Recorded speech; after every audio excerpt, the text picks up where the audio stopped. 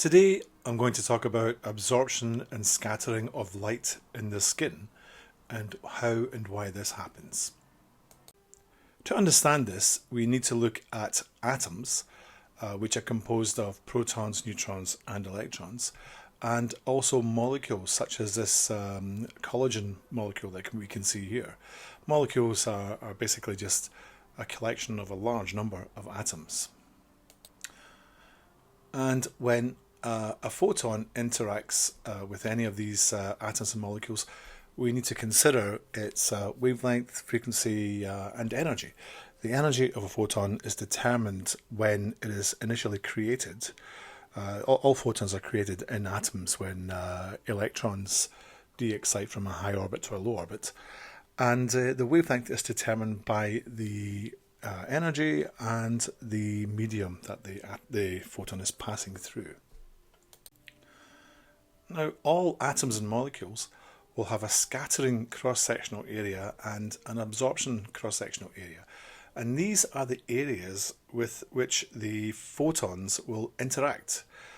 So basically, when a photon encounters an atom or a molecule, it will come across a scattering or an absorption cross-sectional area.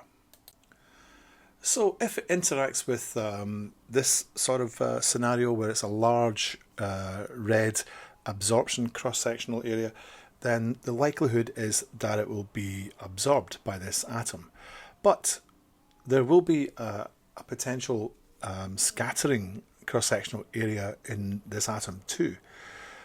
So the chances are that any photon interacting with this particular atom is more likely to be absorbed than scattered, but it can be scattered. And if you have a collection of these absorption dominant atoms, then the chances are that the photons will be absorbed rather than be scattered. And this is what happens with melanosomes and melanocytes in the visible part of the spectrum, because the probability is that they're more likely to be absorbed than scattered. And also this is what happens in hemoglobin, oxyhemoglobin, deoxyhemoglobin, etc. in the blood with the yellow and green wavelengths, because the absorption component is more dominant than the scattering component. And then of course we have the converse or reverse of that situation, where you might have a large scattering cross-section like this.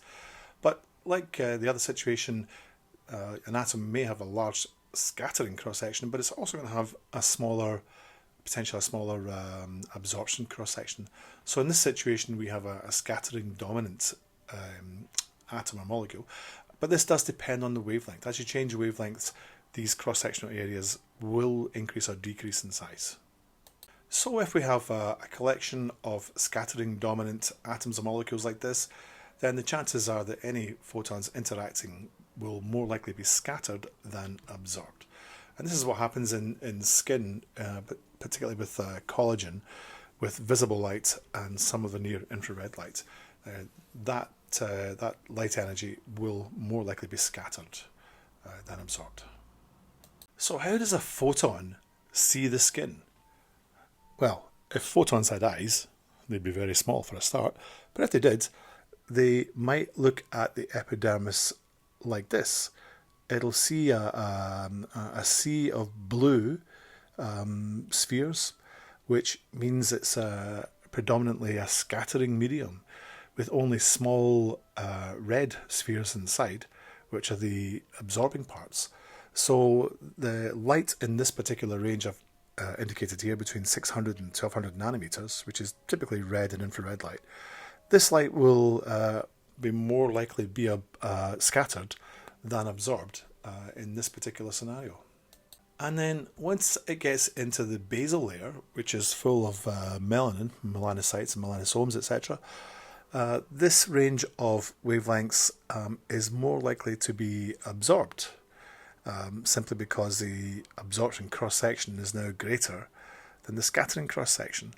So having been scattered through the epidermis, including some backscattering back out of the skin, a portion of the light will reach the basal layer and a chunk of it will be absorbed because of the absorption dominant scenario that exists there now.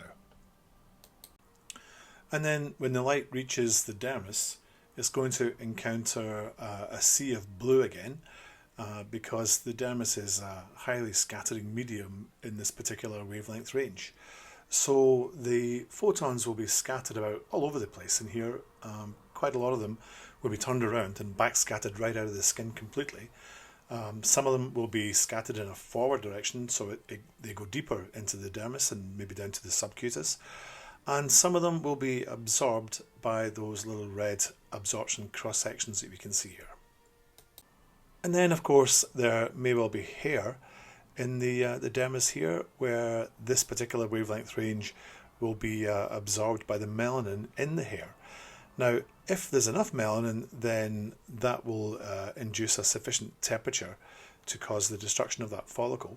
But if the quantity or concentration of melanin is too low in that hair shaft, then it will not absorb sufficient energy from the light to create enough thermal damage.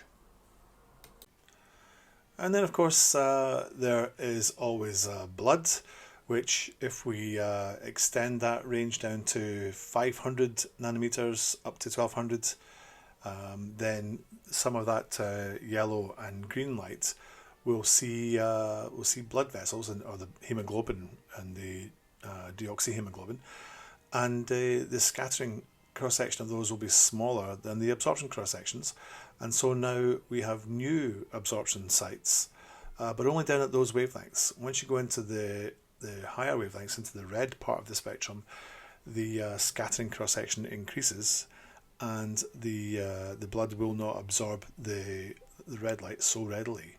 So this is why we have to choose our wavelengths carefully to match the relevant cross-sections.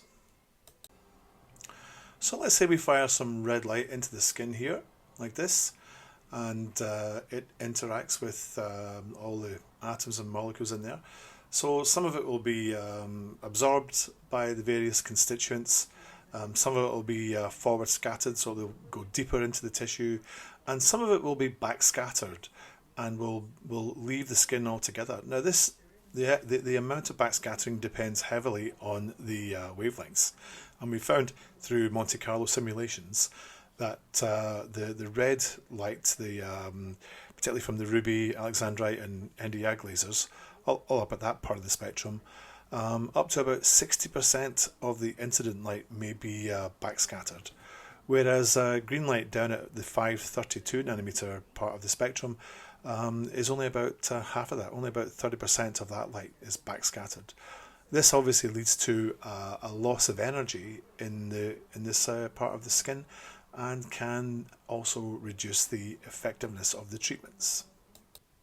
So in summary, it really all comes down to absorption and scattering. These are the only two events which can occur to photons when they encounter this kind of a medium, or any kind of medium, in fact. So if you have absorption dominant sites, then you'll get more energy absorbed there, and you'll generate some temperatures. If you have scattering dominant sites, then the energy will be bounced around until it is lost either to back into the environment, or maybe into the subcutis, or it might just be scattered out sideways into the rest of the dermis. I hope this helps, and it improves your understanding of what light does in the skin. There's more stuff on my blog here at mikemurphyblog.com.